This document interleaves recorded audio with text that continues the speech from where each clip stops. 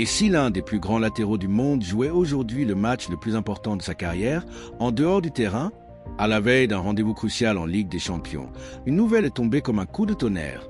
Achraf Hakimi est renvoyé devant la cour criminelle pour viol. Une affaire qui remonte à 2023 et que le joueur nie catégoriquement. On va tout reprendre calmement, factuellement, parce que cette histoire dépasse le football. Ce mardi 24 février, l'information révélée par France Info a immédiatement enflammé l'actualité sportive. Achraf Hakimi, défenseur du Paris Saint-Germain, a été officiellement renvoyé devant la cour criminelle des Hauts-de-Seine dans le cadre de l'enquête ouverte en février 2023. Pour comprendre l'onde de choc, il faut revenir 3 ans en arrière. Le 25 février 2023, une jeune femme accuse le joueur marocain de l'avoir violée à son domicile situé dans les Hauts-de-Seine. Selon elle, les faits se seraient produits après un échange sur Instagram. De son côté, Hakimi reconnaît avoir rencontré la jeune femme et l'avoir embrassée, mais conteste fermement toute agression. À l'époque, son avocate évoquait une tentative de chantage. Depuis, l'enquête a suivi son cours. Et en août 2025, le parquet de Nanterre avait requis un procès pour viol. Désormais, la justice a décidé de suivre ces réquisitions. Le joueur sera jugé. Un tournant judiciaire majeur. Et ce timing est saisissant. Car sur le plan sportif, Hakimi sort d'une période contrastée. L'année précédente avait été exceptionnelle. Victoire en Ligue des Champions avec le PSG, performances individuelles saluées, 6e place au Ballon d'Or et même la consécration avec le Ballon d'Or africain. Un sommet. Mais la saison 2025 à 2026 est plus compliquée. Moins flamboyant sur le terrain, malgré la confiance maintenue de Luis Enrique, Hakimi a aussi traversé une grosse épreuve physique. Le 4 novembre dernier, le jour de ses 27 ans, il se blesse gravement à la cheville après un contact avec Luis Diaz face au Bayern Munich. Une image forte, Hakimi quitte le terrain en larmes, inquiet pour sa participation à la CAN organisée au Maroc.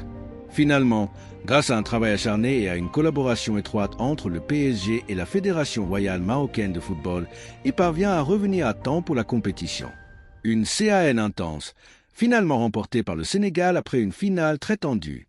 Aujourd'hui, Hakimi affiche 19 matchs, 3 buts et 3 passes décisives cette saison. Et sportivement, il s'apprête à disputer un barrage retour décisif de Ligue des Champions contre Monaco après une victoire 3-2 à l'aller. Mais l'actualité judiciaire vient forcément bouleverser le contexte.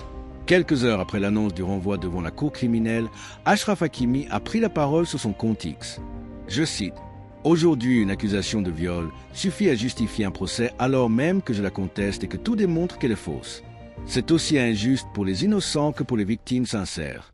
J'attends avec calme ce procès qui permettra que la vérité éclate publiquement. » Une déclaration forte, posée, déterminée. Il affirme son innocence.